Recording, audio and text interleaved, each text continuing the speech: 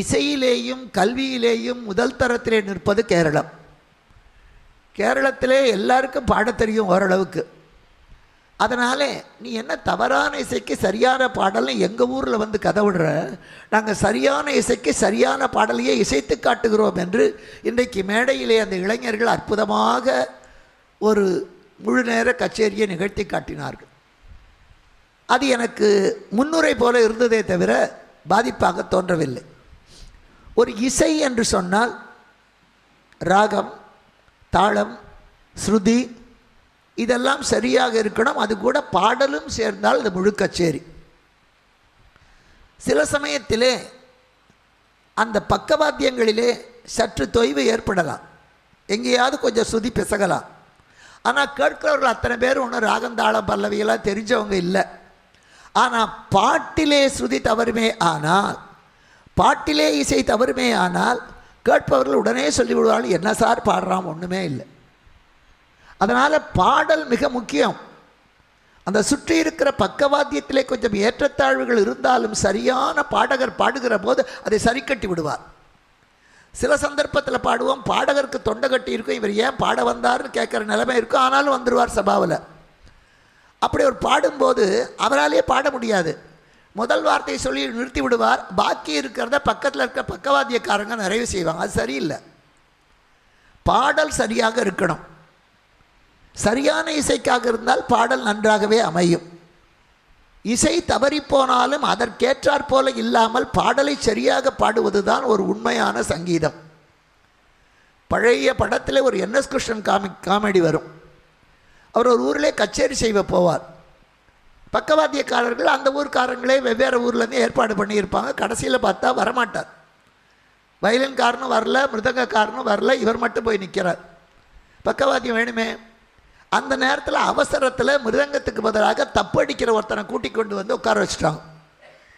இன்னொரு பக்கம் தெருக்கூத்தில் பிபின்னு ஒரு மாதிரி ஒன்று வாசிப்பான். அவனை ஒரு பக்கம், அவனுக்கு ராகமும் தெரியாது, தாளமும் தெரியாது, அவனுக்கு ஸ்ருதியும் தெரியாது. அவன் போக்கில் அவன் பாட்டு டக்க டக்க டக்க டக்க டக்கன்னு அடிக்கிறான். இவர் பாடி பார்த்தார், ரமணி சமானம் எவருரா, அருமையான கீர்த்தனை. ஒத்து வரல, அவன் பாட்டு அடிக்கிறான் டக்கு டக்கு டக்குன்னு. பார்த்தார், நமக்கு சரியாக இவன் பாடமாட்டான், இவனுக்கு சரியாக பாடினாத்தான் நம்ம கேட்பாங்கட்டு ராமணி சமானம் எவர், ராமணி சமானம் எவர்னு தப்பட்டைக்கு தகுந்த மாதிரி பாடிட்டார். அது கச்சேரி அல்ல.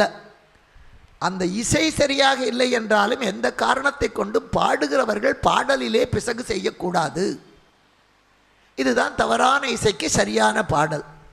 ஆனால் தவறான இசை எங்கே இருந்தது, யார் சரியான பாடல் பாடினார்கள்?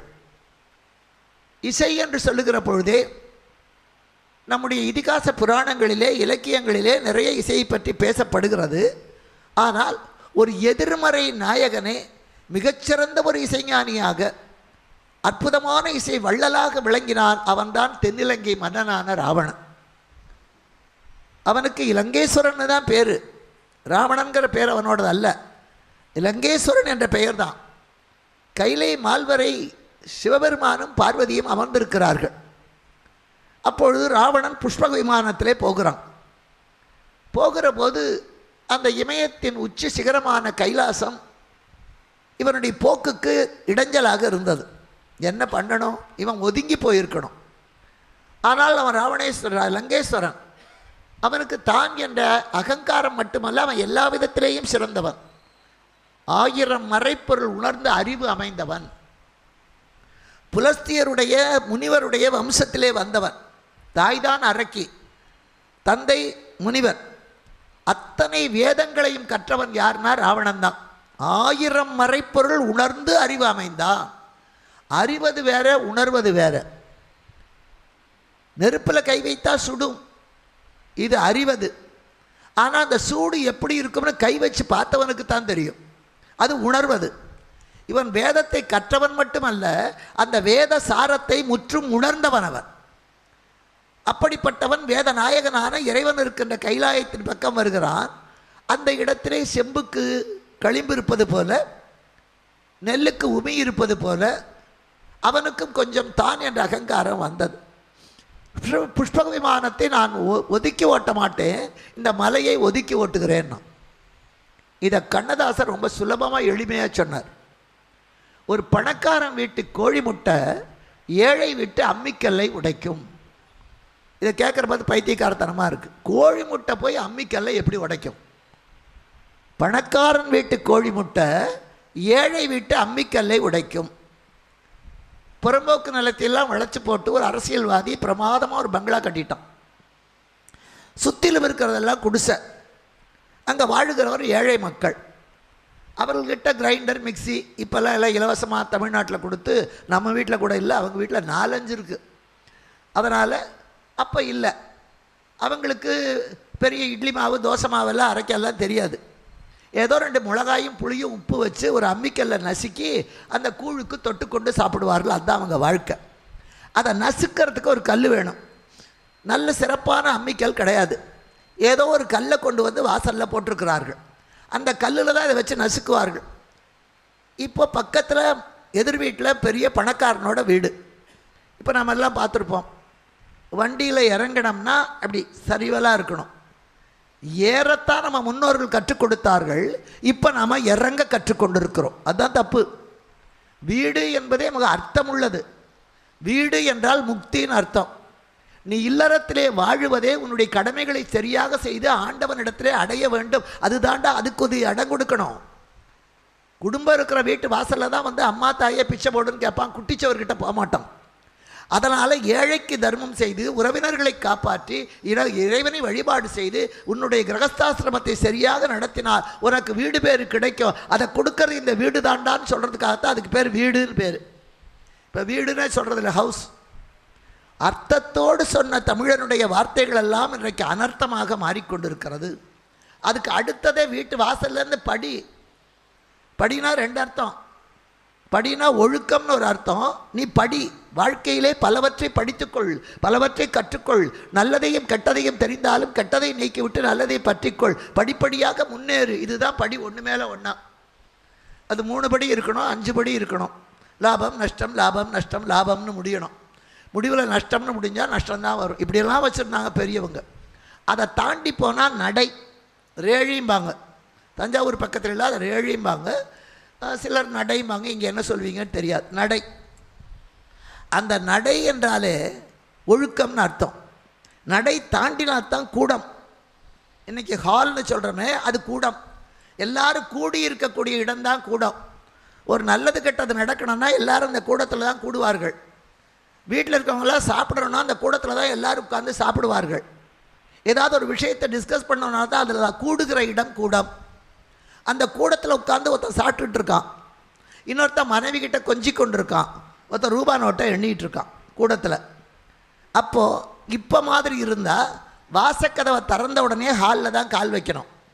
சமாளிக்க வாய்ப்பு கிடையாது. நடையில் வரும்பொழுதே அந்த கால் அடியில் இருந்து அவன் கடன் கேட்க வர்றானா கடன் கொடுக்க வர்றானான்னு தெரிஞ்சுக்கலாம். தயங்கி வந்தால் கடன் கேட்க வர்றான், தாட்பூட்டம் வந்தானா நம்மக்கிட்ட பிடுங்க வர்றான். அந்த காலடி சத்தத்திலே இருந்தே யாரோ வருகிறார்கள் என்று உள்ளே இருக்கிறவன் தன்னை சமாளித்து கொள்வான். பணத்தை சட்டுன்னு எடுத்து உள்ளே வைப்பான். சாப்பிட்டுக்கிட்டு இருந்தால் எழுந்து உள்ளே போவான். மனைவிகிட்ட கொஞ்சி கொண்டிருந்தால் கொஞ்சம் சமாளித்து கொள்வான். இந்த நடை என்பது வருகின்றவனுடைய ஒழுக்கத்தை, வருகின்றவனுடைய தன்மையை காட்டுகிற இடம். அதனால் அதுக்கு பேர் நடை. அதுக்கு அடுத்தது கூடம். பிறகு சமையல். சமைப்பது என்றால் பக்குவப்படுத்துவதுன்னு அர்த்தம். அந்த சாப்பாட்டிலே உணவை மட்டும் பக்குவப்படுத்துவதில்லை, அந்த உணவை சாப்பிடுகிறானே அவனுடைய உள்ளத்தையும் பக்குவப்படுத்தக்கூடியது தான் உணவு. சாத்வீகமான உணவு. ஆண்களுக்குத்தான் யாகம் செய்கிற வழக்கம் உண்டு, பெண்களுக்கு இல்லையே. உண்டு. முன்னெல்லாம் விறகடுப்பில் சமைக்கிற போது அரிசி களைந்த உடனேயே இவ்வளவு அரிசியை எடுத்து அந்த அடுப்பை சுற்றி அந்த அக்னியில் போட்டுட்டு தான் உலையில் போடுவாங்க. இப்போ அடுப்பே காணோம். எங்கேருந்து போட, நம்ம தலையில் போடாமல் இருந்தாலே பெரிய காரியம். அதனால் அதுவே ஒரு யாகம்தான். அப்போ அந்த சமையல் என்பது சமைப்பது. யார் சமைக்கிறார்களோ அவர்களுடைய குணம் அந்த சாப்பாட்டில் இறங்கும். அதை சாப்பிட்றவனுக்கு அந்த கெட்ட குணம் வரும். ஒரு முற்றும் துறந்த துறவி, ஒரு பணக்காரன் இன்றைக்கி போஜனம் செஞ்சு வைக்கிறேன் வாங்கன்னு கூப்பிட்டான். அவர் வீட்டுக்கு போனார். கையலம்ப வெள்ளி சொம்பு கொடுத்தான். வெள்ளி சொம்பில் தண்ணி எடுத்து பின்னாடி போய் கை அலம்பினார். கை அலம்பின உடனேயே அந்த முற்றும் துறந்த துறவி அந்த வெள்ளி சொம்பை தன்னுடைய ஜோல்னா பையில் போட்டுக்கிட்டு கிளம்பிட்டார். கொஞ்சம் தூரம் போன பிறகு இவருக்கு ஏதோ உறுத்துக்கிறதேன்னு பார்க்குறார். தன்னுடைய ஜோல்னா பையில் வெள்ளி சொம்பு. ஐயோ இந்த வெள்ளிச்சொம்பை நம்ம எப்படி எடுத்துக்கொண்டு வந்தோம்? அந்த வீட்டுக்காரனை பற்றி விசாரிக்கிறார். அவனுடைய சொத்தில் 3/4 பங்கு ஊரை அடித்து கொள்ளையடித்த பணம். அந்த ஊரை கொள்ளையடித்து சம்பாதித்த பணத்திலே போட்ட சாப்பாட்டை சாப்பிட்டதுனால சாப்பிட்ட இவருக்கு திருட்டு புத்தி வந்துடுது. அதனால தான் முன்னெல்லாம் பெரியவங்க எல்லா இடத்துலையும் சாப்பிட மாட்டாங்க. இப்போ வீட்டில் சாப்பிட்றது தான் கஷ்டம். வாரத்தில் ஒரு நாள் ஹோட்டலுக்கு போனோம். குடும்பஸ்தர்களே நான் பார்த்துருக்கேன். எப்படிங்க எல்லா நாளும் வீட்டில் சாப்பிட, ஞாயிற்றுக்கிழமை ஒரு நாளாவது ஹோட்டலுக்கு போய் இருக்கிற பணத்தையெல்லாம் வெடி வச்சுவிட்டு வயிற்று வலியை வாங்கிட்டு வரணும். இது ஒரு பழக்கம். இங்கே தெரியல, தமிழ்நாட்டில் இருக்குது. இது வேண்டாத பழக்கம் வந்திருக்கிறது ஹோட்டலில். இன்னும் சில பேர் கிரகஸ்தனாக இருந்தால் கூட ஏங்க நீ கடையில் வாங்கிட்டு வாங்க, என்னால் சமைக்க முடியாது. சமைப்பதற்காகத்தான் வாழ்க்கையே, கல்யாணமே சமைச்சு சாப்பிடத்தான். அப்போ கல்யாணம் பண்ணிக்கொண்டு ஹோட்டல் சாப்பாட்டை தான் அவன் சாப்பிடணும். அவனுக்கு எதுக்கு பொண்டாட்டி? தேவையே இல்லையே. குழந்தை சாப்பிடலைன்னாலும் கூட அதுக்கு நிலா காட்டி சோறு ஊட்டுவதற்குத்தான் அம்மா. அதுக்கு சோறே போடாமல் பிரெட்டை கொடுத்து தின்னுட்டு போடானா எதுக்கு அம்மா? தப்பு. வாழ்க்கை பழக்க வழக்கங்களை நம்ம ரொம்ப குறைத்து கொண்டு போகிறோம். அப்போ இன்னும் சொல்லுவேன் நான், எவ்வளோ சம்பாதிச்சாலும் கையில் காசே இருக்க மாட்டேங்குதுன்னார் ஒருத்தர். நல்ல வசதியான குடும்பம், எவ்வளோ சம்பாதிச்சாலும் பணமே நிற்க மாட்டேங்குதுன்னார். நான் உடனே என்ன பண்ணேன், உங்களுக்கு குழந்தைங்க இருக்கா? இருக்குது. எத்தனை குழந்தைங்க? 2. முதல்ல பொண்ணாக பிறந்துடுத்து, அதனால் 2வது பிறந்தது. 2 குழந்தை. என்ன பண்ணுது? ஒருத்தன் எல்கேஜி படிக்கிறான், ஒருத்தன் 1ஆம் கிளாஸ் படிக்கிறான். 2ஆச்சா? சரி, காலையில் குழந்தைகளுக்கு என்ன கொடுப்பீங்க? எங்கெங்கே நேரம் இருக்குது, அவளும் வேலைக்கு போகிறான், நானும் வேலைக்கு போகிறேன். ப்ரெட்டு தான் கொடுப்போம். சரி, ப்ரெட்டுக்கு தொட்டுக்கு என்ன கொடுப்பீங்க? சாஸ் அல்லது ஜாம் வாங்குவோம். அதை குழந்தையே சாப்பிடுவானா? இல்லைங்க, நாங்கள் தான் ப்ரெட்டில் தடவி கொடுப்போம். எதில் தடவிங்க? கத்தியில் எடுத்து தாங்க தடவுவோம். அப்போ உங்கள் வீட்டில் எப்படிங்க பணம் இருக்கும்னு அவருக்கு புரியலை. ப்ரெட்டில் சாஸ் தடவுறதுக்கும் பணம் இல்லாமல் போகிறதுக்கும் என்ன சம்மந்தம்னார். நீங்கள் பார்பர் ஷாப்புக்கு போயிருக்கீங்களா? போயிருக்கேன். காலங்காத்தால் போய் பாருங்கள். போன உடனே முதல்ல அவன் ஒரு பட்டையை வச்சு கத்தி அதில் தீட்டுவான். அன்றைக்கு மொட்டை அடிக்க கத்தி தீட்டுறது தான் அங்கே. நீ வீட்லேயும் காலங்காத்தால் கத்தியை தீட்டுற ப்ரெட்டில், அப்போ பணம் பூரா மொட்டையாக போகாமல் கிராப்பாவாக இருக்கும், சுத்தமாக போயிடும். தப்பு. காலங்காத்தால் எழுந்து அதை மாதிரி செய்கிறது ரொம்ப தப்பான காரியம். எது எது செய்யக்கூடாது என்று பெரியவர்கள் சொன்னார்களோ அதையெல்லாம் என்று செய்வது தான் எங்களுடைய சாமர்த்தியம், முன்னேற்றம் என்று இருப்பது தப்பு. இதை ஏன் இதுக்கு சொல்கிறேன்னா, கேட்குறதில்ல ஒரு 100ல் 10 பேராவது அதை மாற்றிக்க மாட்டாங்களா ஒரு ஆசை. பெங்களூர்லேருந்து அந்த குழந்தை வந்திருக்கா. யூடியூப்பில் உலகம் முழுக்க என் பேச்சை கேட்குறாங்க. அது யார் போடுறாருன்னு எனக்கு தெரியாது. யூடியூப்பில் நான் கொடுக்கறதில்ல, எனக்கே தெரியாது. ஆனால் ஒரு நாளைக்கு 10 ஃபோன் வரும், ஜெர்மனிலேருந்து பெல்ஜியத்துலேருந்து. என்ன ஃபோன் வரும் தெரியுமா? உங்கள் பேச்சு நல்லா இருந்ததுன்னு வராது. அம்மா நீங்கள் இதை சொன்னீங்க, இது வரைக்கும் நான் தப்பாக பண்ணிகிட்டு இருந்தேன், இப்போ புரிஞ்சுக்கிட்டேன். எனக்கு எவ்வளோ சந்தோஷமாக இருக்கும் தெரியுமா?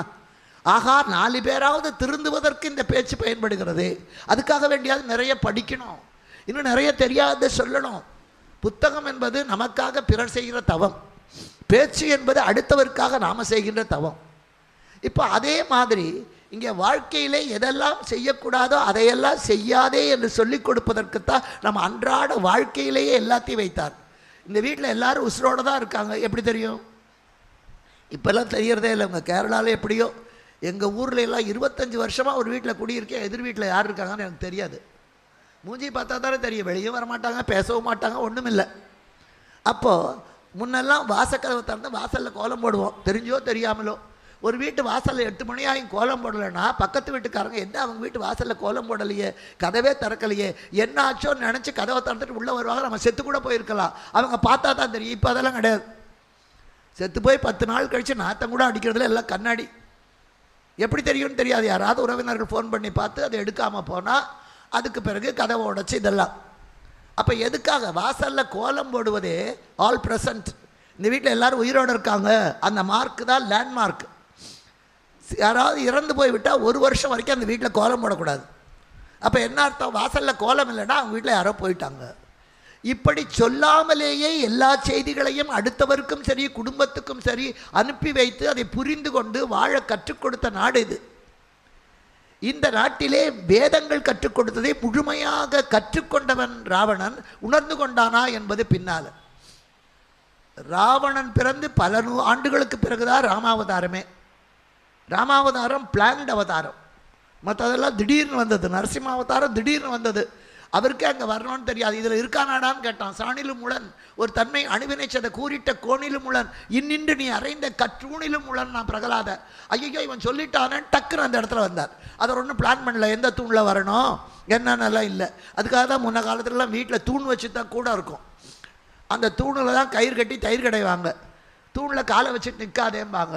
ஏன்னா நரசிம்மர் பார்க்குற தூணெல்லாம் நரசிம்மருடைய தூணர் இழைத்த காலம் அது. இப்போ நரசிம்மரையே தூணா நினச்சி அவர் மேலேயே கையை துடைக்கிற காலம் இது. அப்போ என்னாச்சு, அப்படிப்பட்ட எல்லாவற்றுக்கும் எல்லாருக்கும் தெரியக்கூடியதாக பிளான் பண்ணி வந்த அவதாரம் ராமாவதாரம். தேவர்களும் முனிவர்களும் கேட்கிறார்கள், தென்னிலங்கை வேந்தனான ராவணனை அழிக்க வேண்டும். அப்பொழுது திருமால் சொல்லுகிறார், நான் கோசலத்திலே மன்னுபுகள் கோசலைதன் மணி வயிற்றிலே ஸ்ரீராமனாக வந்து அவதரிப்பேன். என்னுடைய சங்கும் சக்கரமும் பரத சத்ருக்கணர்களாக வருவார்கள். நான் படுத்தால் பாயாக, நடந்தால் குடையாக, நின்றால் மரமாக, நடந்தால் மரவடியாக விளங்குகின்ற இந்த ஆதிசேஷன் லட்சுமணனாக வருவான்.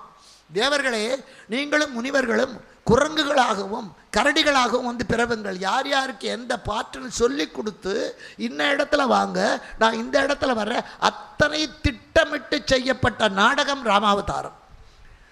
ஆனால் ராமன் பிறந்ததே ராவணனை அழிக்கத்தான். ஆனால் ராமன் பிறந்து கிட்டத்தட்ட 35 வருஷ வயசுகள் வரை ராவணனை அழிக்கவே இல்லை. கிட்டையே போல, ராவணன் கிட்டையே போல, அவனை பற்றி பேச்சு கூட இல்லை. ஏன்? அவன் அழிக்கும்படியான தவறு செய்யலை. அது வரைக்கும் அவன் வெற்றி பெற்றான், தேவர்களெல்லாம் ஜெயித்தான், முனிவர்களெல்லாம் ஜெயித்தான். அதுக்கு 2 காரணம். ஒன்று அவனோட வீரம், இன்னொன்று இவங்களோட பலவீனம். தேவர்களை அவன் ஜெயித்தான், எங்களையெல்லாம் அவன் ஜெயிச்சிட்டான். அவன் அழிச்சிடுங்கன்னா ராமன் தலையாட்டலை. ஏன்னா அமிர்தம் குடித்த உங்களாலேயே அவனை எதிர்க்க முடியலை. அவன் வீராதி வீரனாக இருக்கிறான்னா அவன் அழிக்க வேண்டிய அவசியம் இல்லை. நீங்களும் தானே போர் செய்தீர்கள், விட்டுட்டான். இப்போ அவனிடத்தில் குற்றம் இருக்கலை. அது வரைக்கும் அவன் லங்கேஸ்வரன். அந்த லங்கேஸ்வரன் கைலை மால் வரைக்கும் போகிறோம்.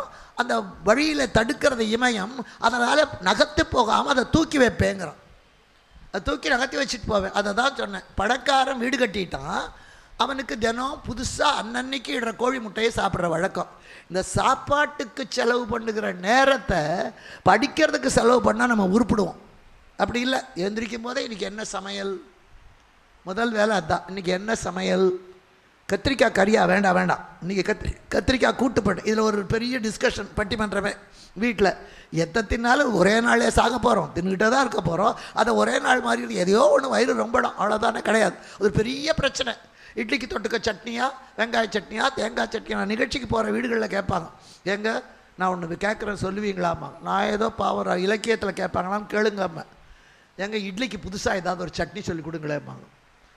ஏன்னா தினம் இட்லி, தினம் தேங்காய் சட்னியா, தினம் தக்காளி சட்னியா, உருப்பிடுவேன். தினம் நீ தானே இருக்க, இந்த வாயில் தானே திங்குற, இந்த வயிற்றுக்குள்ளே தானே போகுது. தினம் புது வயிறு புது வாயாக வருது. அப்போ சாப்பாடு மட்டும் எதுக்கு புதுசு புதுசாக?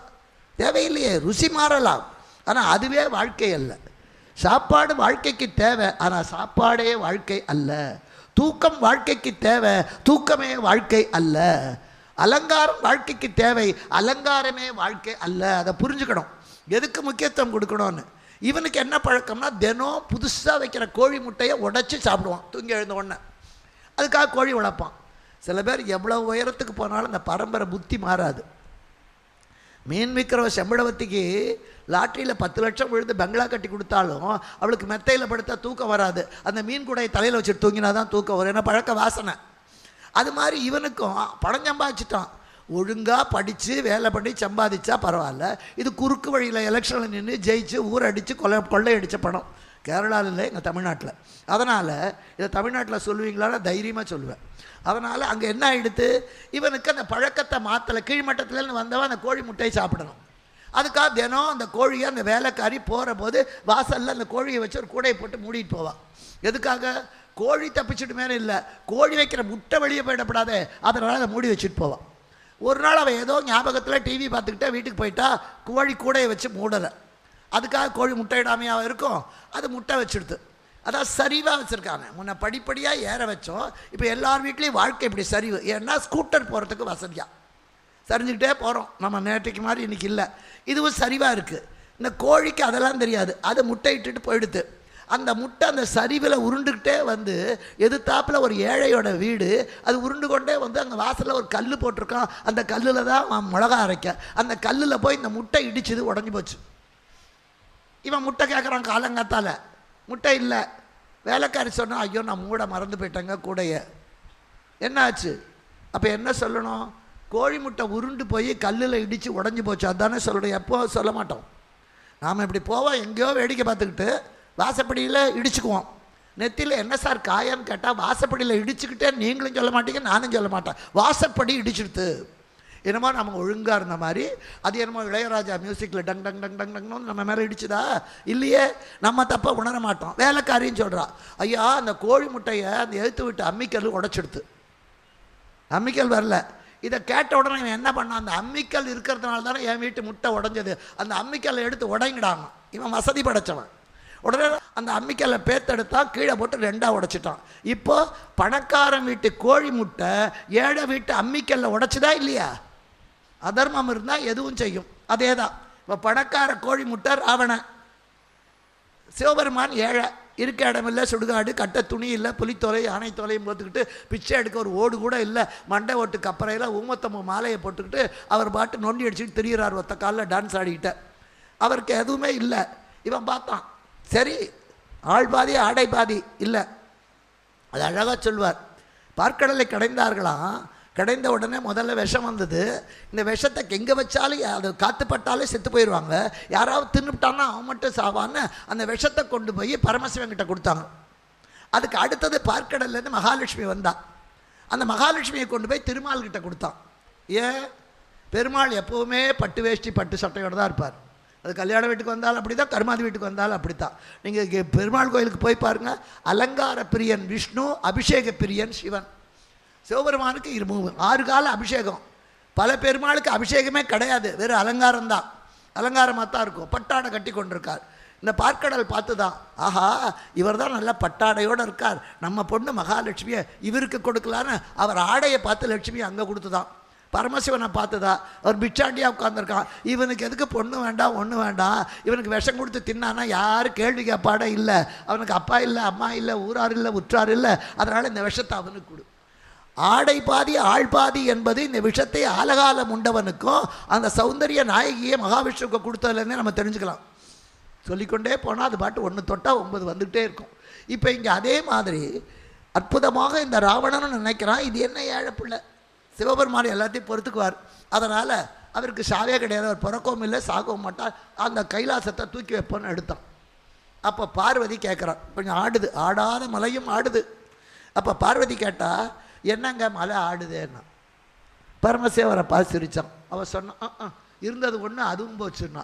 என்னன்னா, அவள் இமவானுக்கு மகளாக பிறந்தபோது சிவபெருமானை அடைய வேண்டும் என்று 5 வயசில் தவம் இருந்து 7 வருஷம் கழித்து 12வது வயசில் தான் பரமசிவன் காட்சி கொடுத்தான். பார்வதிக்கே 7 வருஷம்னா நம்ம பாரு வீதியாக நிற்கிறோம், நமக்கு எத்தனை வருஷம் ஆகும் ஆண்டவன் அடைய? அப்போது பரமசிவனே வர்றார்.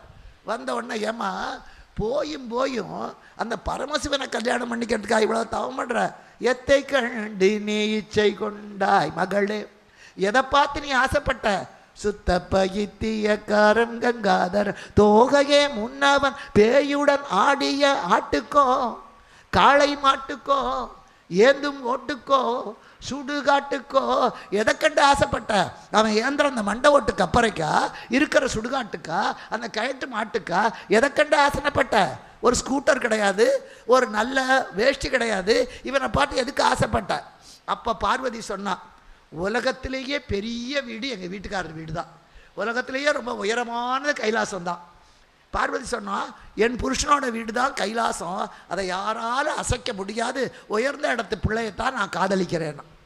இப்போ பார்வதி கேட்குறான், போச்சு எல்லாம் போச்சு, என்னை எல்லாரும் கேட்டபோது அசையாத மலை, உயர்ந்த மலை, அந்த கைலாச நாயகனான கைலாசபதியை தான் நான் காதலிக்கிறேன்னு சொன்னேன், இப்போ மலையே ஆடுது, இருக்கிற ஒன்றும் போச்சான்னார்.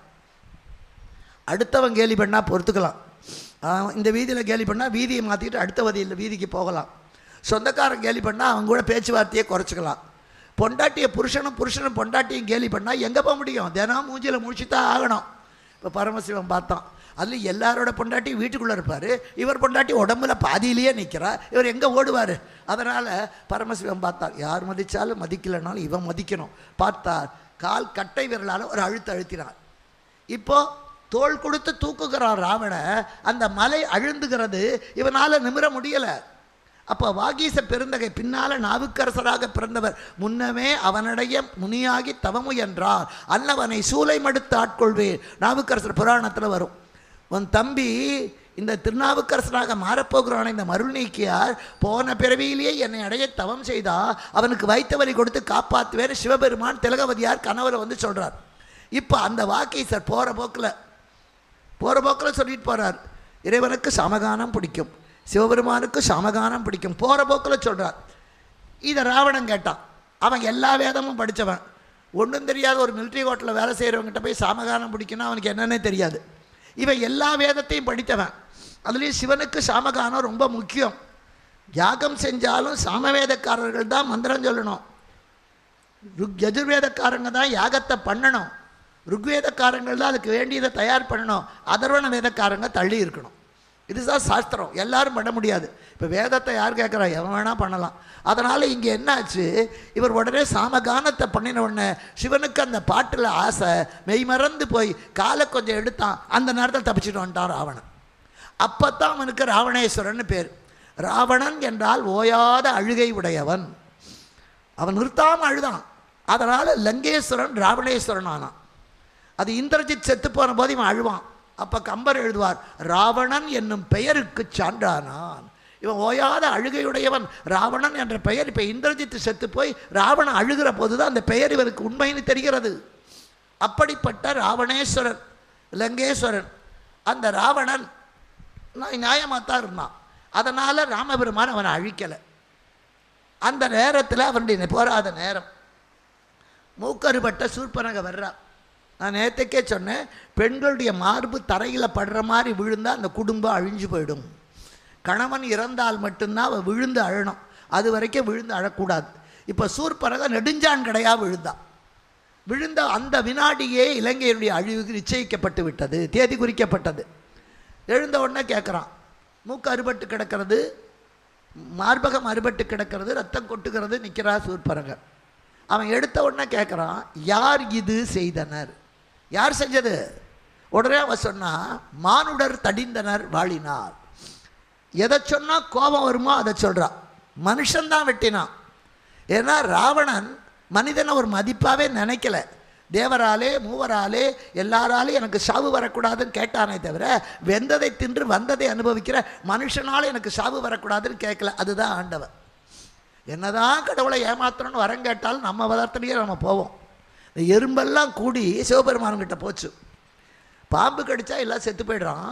அதனால் பாம்பை கண்டா எல்லோரும் பயப்படுறாங்க. அதுக்கு பால் ஊற்றுறான், முட்டை வைக்கிறான், கும்பிடுறான், கோயில் கட்டுறான். நாமளும் தான் கடிக்கிறோம். நமக்கு யாருமே பயப்பட மாட்டேங்கிறானே. உடனே சிவபெருமான்கிட்ட போச்சு, ஐயா ஒரு வரம் வேணும். இறைவன் சொன்னார்,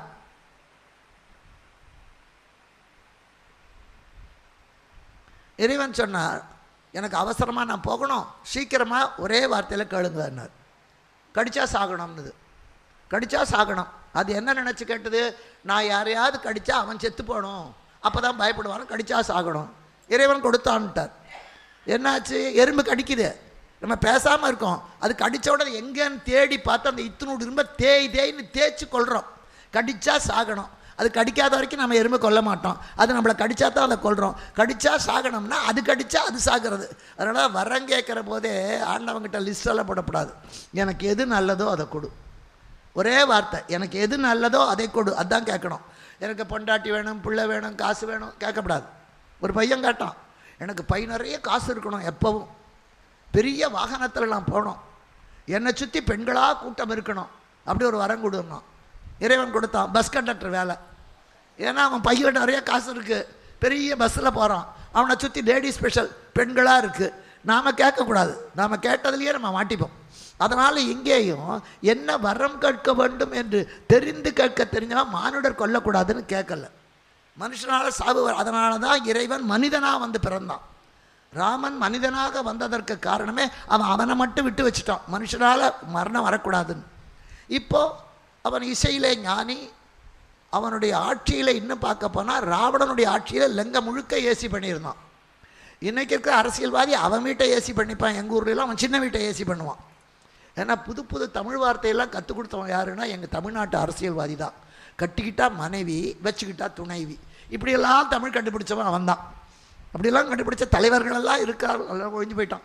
அதனால் இங்கே என்னாச்சு, புதுசு புதுசான வார்த்தைகள் எல்லாம் இவன் கேட்குறான். கேட்ட உடனே எனக்கு வரம் வேண்டும், மனிதனால் அழியாத வரம் வேண்டும் கேட்டுட்டான். இப்போ கேட்டவன் இறைவனிடத்திலே அந்த வரத்தை மட்டும் கேட்காம விட்ட காரணத்தினால அது மூலமாகவே இறைவன் சந்து எங்கே இருக்குன்னு மனிதனாக வந்து பிறக்கிறான். இப்போ ராவணன் ஆட்சி செய்கிறான். அவனுடைய நாடு முழுக்க ஏசி, சென்ட்ரலைஸ் ஏசிமா. நம்மலாம் வீட்டுக்குள்ளே தான். ராவணன் இலங்கை முழுக்க ஏசி பண்ணியிருந்தான். எங்கே பார்த்தாலும் தரையிலெல்லாம் பார்த்தா தங்கமும் வைரமும் இறஞ்சு கிடக்கும். தேவர்களெல்லாம் வேலைக்கு வருவார்களா? அப்படி வேலைக்கு வரும்போது ஒருத்தர் ஐயோ லேட் ஆகிடுச்சு வேகமாக ஓடும்போது அவங்க தோளோட தோல் இடிக்கிற போது தோளில் போட்டிருக்கிற அந்த நாகத்து, அந்த வங்கி, அதில் இருக்கிற வைரமெல்லாம் கீழே விழுமா பொறுக்க மாட்டாங்க. நம்ம ஊரில் ஒரு சாக்லேட் பேப்பர் கீழே கிடந்தால் அதை இந்த பக்கம் அந்த பக்கம் பார்த்துட்டு காலால் மூடிட்டு எடுக்கிறோம். அது ஏதாவது தங்கமாக இருக்காதா ஒரு எண்ணம். அங்கே வைரம் தங்கம் கிடந்தாலே எடுக்க மாட்டான். அது மட்டும் இல்லை, இப்போல்லாம் பெரிய பெரிய 32 அடுக்கு 25 அடுக்கு என்று பெரிய பெரிய கட்டடம் கட்டுறானே. ராவணன் கால் தூசிக்கு பெற மாட்டான். அவ்வளோ பெரிய மாளிகை. அந்த மாளிகையில் மேலே இருக்காங்க. எவ்வளோ உயரமான மாளிகை. இந்த மாதிரி வாடகைக்கெல்லாம் விட மாட்டான். ஒரே ஆளே அத்தனை பெரிய வீட்டிலே இருப்பான். அப்போ அந்த வீடு எவ்வளோ பெருசாக இருந்தாலும் அந்த வீடு கூட்டுற விளக்க மாதிரி கீழே தான் மூலையில் இருக்கும். செருப்பு வாசலில் தான் இருக்கும். அதுக்கு அதான் இடம். இப்போ மேல் மாடியில் நிற்பாங்களாம். அங்கே பெருக்கணும்னா கீழே வந்து விளக்க மாதிரி எடுத்துகிட்டு போகணும். அவங்களுக்கு தரையை விட ஆகாசம் பக்கம். அதுக்காக என்ன பண்ணுவாங்களாம், கீழே வந்து விளக்கமாற எடுக்காமல் ஆகாசத்தில் மின்னல் வந்தால் படக் படக்குன்னு ஒடிச்சு அதையே விளக்கமாறாக கட்டுவாங்களாம், கூட்டிடுவாங்க. தண்ணி தெளிக்கணுமே, கீழே வந்து தண்ணி எடுத்துகிட்டு போகிறது கஷ்டம். மேலே ஒரு பொத்தல் போடுவாங்களாம். ஆகாச கங்கையிலேருந்து தண்ணி வருமா, அதை அங்கையில் ஏந்தி வானத்தையெல்லாம் தேய்த்துருவாங்களாம். அதான் மாகார மடங்கல் மின்துகள் விளக்கி மீகார மெங்கணும் மின்துகள் விளக்கி ஆகாய கங்கையினை அங்கையில் ஏந்தி பாகாய செஞ்சொல்லவர் வீசுபடுக்காரம். இதில் கடைசி வரி தான் எனக்கு ரொம்ப ஆச்சரியம். மின்னலை கூட உடைச்சிடலாம், ஆகாச கங்கையை கூட எடுத்துடலாம், 50 மாடி கட்டடம் கூட கட்டிடலாம். வேலை செய்கிறவ நல்ல இன்முகத்தோட 30 நாள் வேலை செய்கிறவ கிடைச்சா அது மிகப்பெரிய பாக்கியம். இங்கே எப்படியோ தெரியாது, எங்கள் ஊரில் எல்லாம் நாங்கள் அவங்ககிட்ட தான் அது வந்தவுடனே அவளுக்கு காப்பியை கொடுத்தா தான் அவள் விளக்கு மாதிரியே கையில் எடுப்பான். இல்லைன்னா அம்மா நான் இன்றைக்கி லீவ், இது ஏடி சொல்ல வந்த இப்போ தான் தோணிச்சும்பா. கண்டுபிடிக்கவே முடியாது. எங்கள் தமிழகத்திலெல்லாம் யாருக்கு பயப்படுறோமோ இல்லையா, வேலைக்காரங்களுக்கு ரொம்ப பயப்படணும். தோசைக்கல்ல போடுறதுக்கு முன்னால் தோசை அவனுக்கு வச்சா தான் தோசைக்கல்ல போடணும், இல்லைன்னா தோசைக்கல் 8 நாளாலும் தேய்க்க மாட்டான். அதனால் எனக்கு ரொம்ப பிடிச்ச வழி அதை பாகாய செஞ்சொலவர் வீசுபடு காரம். இனிமையாக கருப்புச்சாறு போல பேசுகின்ற அருமையான பெண்கள், அந்த வேலைக்கார பெண்கள் ஆகாய கங்கையை அங்கையில் ஏந்தி அந்த மீகார மெங்கடும் மின்துகள் விளக்கி. என்ன குப்பையா, மின்னலுடைய துகள், வைரத்துகள், அதை விளக்குறான். அப்படிப்பட்ட பாக்கியத்தோடு வாழ்ந்தவன் ராவணன். இவன்கிட்ட வந்து இவன் கேட்குற கேள்வி ஒரே வார்த்தையில் விழுந்துட்டான். யார் இது செய்தனர்? எதை சொன்னால் கோபம் வருமோ அதை சொன்னால் மானுடர் தடிந்தனர் வாழினால். கேவலம் மனுஷனாக இதை செஞ்சான். ராவணன் தங்கையை ஒரு மனுஷனாக செஞ்சான். அதுக்கு அடுத்தது சூர்பனகை எதிர்பார்க்காத கேள்வியை கேட்டான். ஏன் இது செய்தனர்? இங்கே அவள் தடுமாறுறான். நான் அந்த ராமன் பக்கத்தில் சீதைன்னு ஒரு பொண்ணு இருந்தா அவளை உனக்காக தூக்க போனேன், அதனால தான் என்ன செஞ்சான்னா நீ ஏண்டி தூக்கினேம்மா. அது வரைக்கும் அவனுக்கு சீதையை பற்றி ஆசை இல்லை. இதில் ஒரு வேடிக்கை என்னன்னா, அவள் மூக்க அறுத்தவன் லட்சுமணன். இவன் லட்சுமணனை பற்றி ஒரு வார்த்தை கூட சொல்லலை. ராமனையே சொல்லி கொண்டிருக்கிறாளே தவிர லட்சுமணனை சொல்லலை. ஏன்னா லட்சுமணன் பேரை சொன்னால் கூட அவன் உதைப்பான்னு அவளுக்கு பயம். அதனால் அவன் பேரையே சொல்லலை. சொன்ன உடனே இவன் சொல்கிறான், ஏன் இது செய்தனர்? உனக்காக சீதையை எடுக்க போனேன், அதுக்காக எனக்கு இந்த அங்கபங்கம். இப்போ என்னாச்சு, ஒன்னால தாண்டா எனக்கு இந்த கஷ்டம், இதை நீக்கிறது உன் வேலை.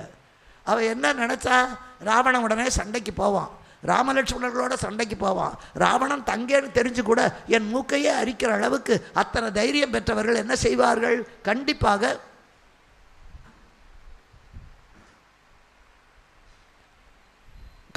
ராவணனை அழிப்பார்கள். அவளுக்கு ராவணன் சாகனம்னு தான் எண்ணமே தவிர சூர்பனகைக்கு ராவணன் வாழணுங்கிற எண்ணம் இல்லை. இது என்ன புது ராமாயணம் கேட்குறீங்களா? இல்லை. சூர்பனகையுடைய புருஷன் வித்வஜிஷ்வான் பேர். அவன் தனி நாட்டில் சூர்பனகையோடு நல்லா தான் வாழ்ந்தான். ராவணன் திக்கு விஜயம் செய்கிறான், எல்லா இடத்துக்கும் போவான், எல்லாரோடையும் போட்டிட்டு தானே தலைவர்னு ஜெயிச்சுட்டு வருவான். அப்போ இந்த சூர்பனகனுடைய கணவனான வித்யுத்யுஷ்வாவை இவனை எதிர்க்கிறான். ராவணன் அவனோட போரிட்டு சூர்பனகின் கணவனை கொன்று விடுவான். அப்போவே சூர்பனக மனசில் ஒரு வைராக்கியம் வந்தது. கணவன் இறந்த சூர்பனகையை தன் வீட்டுக்கு கொண்டு வந்து வச்சுக்கிட்டான். என் புருஷனை கொண்ட ராவணனை நான் கொல்லுவேன், அதுதான் அவளுடைய வைராக்கியம். அதுக்கு காலம் பார்த்துருந்தா. காலம் பார்த்து காத்திருக்கின்ற கொக்கை போல இப்போ சரியான காலம் கிடைத்தது. இப்போ ராவணன் போருக்கு போவான், நிச்சயமாக ஜெயிக்க மாட்டான், லட்சுமணன் அழித்து விடுவான். ராமனும் சேர்ந்தா கேட்கவே வேண்டாம், புயல் காத்து பூகம்பம் மாதிரி ராவணன் அழிவான். அதுக்கு தான் அவன் திட்டம் கேட்டான். மானுடர் தடிந்தனர் வாழினா ஏன் இது செய்தனர்? இவன் இதை எதிர்பார்க்கல. மனுஷன் அடித்தான்னு உடனே அவன் ஓடிடுவான்னு நினச்சா. நான் அவன் பெண்டாட்டி தூக்க நினச்சேன், அதனால தான் அவன் என்னை அழிச்சான்னு சொல்ல முடியல. ஏன்னு கேட்டால் ராவணன் அது வரைக்கும் யோக்கியந்தான், அது வரைக்கும் யோக்கியந்தான். அடுத்தவனுடைய மனைவி மேலே அவன் ஆசைப்படலை, ஏன்னா அவனுக்கு சாபம் இருக்குது. விரும்பாத பெண்ணை நீ தொட்டால் அவன் தலைவடிச்சு போகும், அவன் போகமாட்டான். திலோத்தமன் வருவார், ரொம்ப வருவா, அவங்களே இஷ்டப்பட்டு இவங்களுக்கு வேலை செஞ்சாங்களே தவிர ராவணன் இந்த பெண்ணையும் தூக்கிட்டு வரல. புஞ்சிதஸ்கலையை தூக்க போய் சாபம் வந்ததில் ஒழுங்காகத்தான் இருக்கான். இப்போது சீதையை நான் எதுக்காக எடுத்தேன்? உனக்காக எடுத்தேன்னா, உன்னால தாண்டான்னா. எப்படிப்பட்டவ தெரியுமா? அவள் அழகை எப்படி நான் சொல்லுவேன்? இந்திரன் சசியை பெற்றார், 2-3 வதனத்தோன் தந்தை உமையை பெற்றார், செந்திரு மகவை பெற்றான் திருமால், சீதையை பெற்றால் நீ எங்கனம் வாழுதி? அவள் கேட்குறா. திருமால் மகாலட்சுமியை அடைந்தான், பரமசிவன் பார்வதியை அடைந்தான், அந்த பிரம்மதேவனோ சரஸ்வதியை அடைஞ்சான். உனக்கு சீதை கிடைச்சா நீ எங்கடா வச்சு வாழ்வேன்? அவன் என்ன அந்தணன் நாவில் வைத்தான், பிரம்மா நாக்கில் சரஸ்வதியை வைத்தான், பாகத்து ஒருவன் வைத்தான் பரமசிவன், ஆகத்து ஒருவன் வைத்தான் திருமால். பிரம்மன் நாக்கில் வச்சான், திருமால் மார்பில் வச்சான், பரமசிவன் பாகத்தில் வச்சான். இவன் கேட்குறா, ஆகத்தில் வைத்தான் ஒருவன், பாகத்தில் வைத்தான் ஒருவன், மாகத்தோள் மன்னா சீதையை பெற்றால் நீ எங்கனம் வைத்து வாழுதி? இதுக்கு 2 அர்த்தம். நீ எங்கடா வைப்பேன்னு ஒரு அர்த்தம், நீ எங்கடா வச்சு வாழ போகிற, உருப்படாத போகிற. அவன் 2 அர்த்தத்தோடு சொல்கிறான். இவனுக்கு அவள் சீதைங்கிற பெயரையும் அவன் அழகையும் சொன்ன அடுத்த வினாடியே என்ன பண்ணான்? கரணையும் மறந்தான், தங்கை மூக்கினை கடிந்து நின்றான், பெற்ற வரணையும் மறந்தான், உற்ற பழியையும் மறந்தான், கேட்ட நங்கையை மறந்திலாதா. எல்லாத்தையும் மறந்துட்டான். விருப்பமில்லாத பெண்ணை நீ தொட்டா தலை வெடிச்சு போகுங்கிற வரணையும் மறந்தான், எதிராளியோட உரணையும் மறந்தான், கரதூஷணர் வதத்தில் இவன் தோற்று போறானே அந்த கரணையும் மறந்தான். ராமலட்சுமணர்களால் இவருடைய தம்பியான கரதூஷணர்கள் அழிக்கப்பட்டால் ஆயிரக்கணக்கான பேர், அதையும் மறந்தான். கரணையும் மறந்தான், பெற்ற வரனையும் மறந்தான், உரனையும் மறந்தான், உற்ற பழியையும் மறந்தான். அடுத்தவன் பட்டாட்டி தூக்கினா அது பழி என்ற மிகப்பெரிய பழியையும் மறந்தான். வேற எதை மட்டும் மறக்கல? கேட்ட நங்கையை மறந்திலாதான். சீதையை மட்டும் அவன் மறக்கலை. அடுத்த வினாடியே அவனுக்கு பார்க்குற இடமெல்லாம் சீதையாகவே இருக்க. அவன் யார்கிட்டே ஆலோசனை கேட்கல. தங்கைக்கு இப்படி அவமானம் வந்ததே, அவளை அவமானப்படுத்தியவனை அழிக்கலாமா?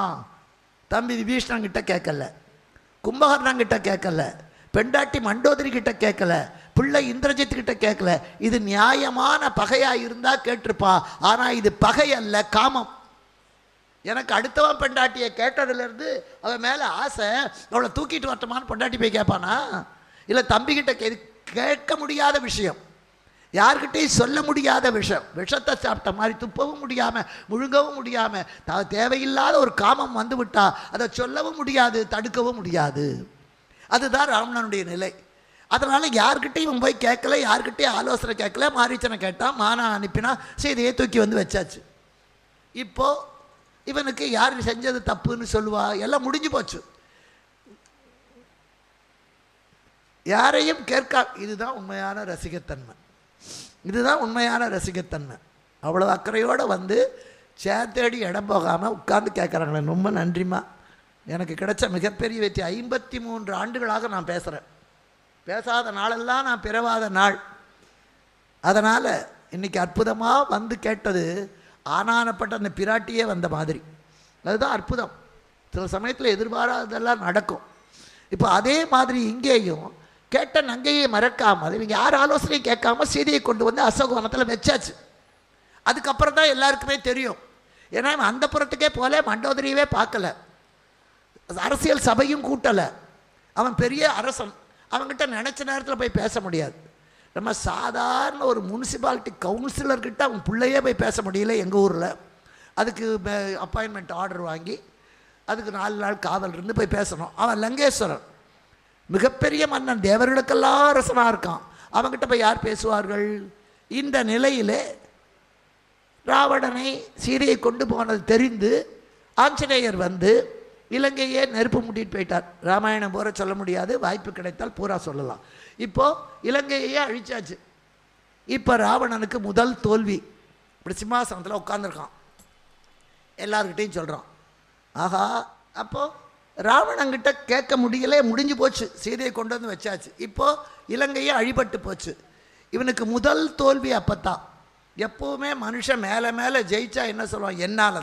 என்னால் தான்பான். தோற்று போயிட்டா அவனால தான், அவளால் தான். தோல்வி வந்தால் அடுத்தவன் தலை மேலே போடுவோம், நல்லது வந்தால். சாதம் குழஞ்சி போச்சுன்னு வச்சுக்கோங்க, சாதம் நல்ல வெஜிடபிள் பிரியாணி பண்ணினான்னு வச்சுக்கோங்க, அப்போ கேட்டால் நான் தாங்க செஞ்சேன், சூப்பராக செஞ்சேன்பா. சாதம் குழஞ்சி போச்சு, அப்போ ஒத்துக்கணும்ல, நான் தாங்க கொஞ்சம் குழைய விட்டேன், அதை ஒத்துக்க மாட்டான். அரிசியே சரியில்லைங்க, உங்களுக்கு வாங்கவே தெரியல, கடையில் போய் புது அரிசி உங்கள் தலையில் கட்டிவிட்டான், அப்போ அடுத்தவன் தலை மேலே. பிரியாணி செஞ்சால் நான், குழஞ்சி போன சாதமானால் அது ஒன்றால். அதான் உலகம். பழியெல்லாம் அடுத்தவன் தலையில், சிறப்பெல்லாம் என் தலையில். அங்கே 2 பேர் சிரிக்கிறாங்க பாருங்கள், அதான் சொல்கிறாங்கன்னு நினைக்கிறேன். நிஜமாகவே இந்த குக்கரும் கேஸும் வந்த பிறகு எல்லாருமே கெட்டுப்போச்சு. அவன் 10 மணிக்கு வருவார் சாப்பிட்றதுக்கு. இவன் சமையலெல்லாம் வச்சுருக்க மாட்டான். தோசை மாவு எப்போ ரெடியாக இருக்கும், இல்லைன்னா பக்கத்துலேயே கடை இருக்குது, வாங்கி வச்சுக்குவான். அந்த தோசையை ஊற்றிட்டு எங்கே தோசை தான் இருக்குது சாப்பிடுங்க வாங்க வந்து உட்காருவார். 2 தோசை போட்டுருவார். அவர் கையை காலை அலம்பிட்டு வந்து அந்த 2 தோசையை விண்டு சாப்பிடுவார். பசி. இவன் கேஸ் அடுப்பில் இப்படி இந்த கை வச்சுக்குவா அந்த வால்வெளியே. ஏங்க இன்னொரு தோசை வேணுமா? போதுமா? நீங்கள் வாயில் நிறைய தோசை வேணும்னு சொல்கிறதுக்குள்ளே படக்கில் அணைச்சிருவான். அடுப்பை அணைச்சிட்டாங்க, பரவாயில்ல 2 தோசை சாப்பிடுங்க போதும். கொடுமை இல்லை. பொங்க பானை வச்சு பாலை பொங்க வச்சு அது கிழக்க பொங்கித்தான் மேற்க பொங்கித்தான்னு பார்த்து பொங்கல்னு சொல்லி பொங்கல் வச்ச காலமெல்லாம் போச்சு. குக்கருக்குள்ளே அரிசியும் போட்டு, வெள்ளத்தையும் போட்டு, ஏலக்காயும் போட்டு, முந்திரி பருப்பையும் போட்டு, முடிஞ்சால் மாமியாரையும் உள்ளே போட்டு மூடிவிட்டு டிவி கிட்ட வந்து உட்காந்துட்டு பட்டிமன்றம் பார்க்கணும். அது விசில் அடிக்கும். விசில் அடித்தா ரவுடின்னு அர்த்தம். இப்போ எல்லார் வீட்லேயும் நல்லவன் இருக்கானோ இல்லையா, ரவுடி கண்டிப்பாக இருக்கான். விசில் சத்தம் காத்தாலேயும் சாயந்தரமாக அது 3 விசில் வரட்டங்க, 4 விசில் வரட்டங்க. இங்கே உட்காந்துக்கிட்டு அது தீக்கட்டையாக போயிடும். கேட்டால் சரியில்லைங்க, இந்த குக்கரே சரியில்லைங்க, மாற்றணும். குக்கர் வாங்கி 3 நாள் தான் ஆயிருக்கும். அவன் சொல்லுவான் உடனே, குக்கரை மாற்றி என்ன பிரயோஜனம், பொண்டாட்டியவே மாற்றணும். இதை வெளியே சொல்ல முடியாது, மனசுக்குள்ளே சொல்லிப்பார். அதானே, குக்கரை மாற்றி பிரயோஜனம் இல்லை, பொண்டாட்டி தான் மாற்றணும். பொண்டாட்டி மாற்ற முடியாது, அதனால் அவர் தன்னைத்தான் மாற்றிக்கணும். இங்கே அதே மாதிரி இவன் வந்து சொல்கிறான், அவன் வந்து அழித்து விட்டு போயிட்டான்னா என் மேலே தப்புன்னு ஒத்துக்கலை.